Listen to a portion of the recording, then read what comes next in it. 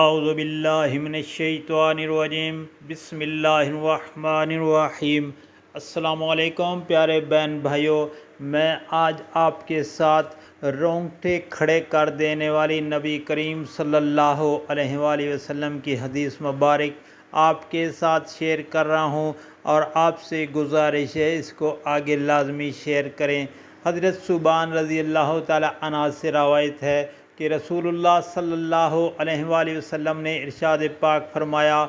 میں اپنی امت میں سے یقینی طور پر ایسے لوگوں کو جانتا ہوں کہ جو قیامت والے دن اس حال میں آئیں گے کہ جن کے ساتھ تہامہ پہاڑ کے برابر نیکیاں ہوں گی، لیکن اللہ تعالیٰ ان نیکیوں کو ہوا میں منتشر ہونے والا غبار بنا کر غارت کر دیں گے، یعنی اڑا دیں گے۔ اس پر ثوبان رضی اللہ تعالی عنہ نے عرض کیا، اے اللہ کے رسول صلی اللہ علیہ وآلہ وسلم، ہمیں ان لوگوں کی نشانی بتائیے، ان کے حال بتائیے، تاکہ ایسا نہ ہو کہ ہم ان لوگوں کے جیسے ہو جائیں۔ تو اللہ کے رسول صلی اللہ علیہ وآلہ وسلم نے ارشاد پاک فرمایا، وہ لوگ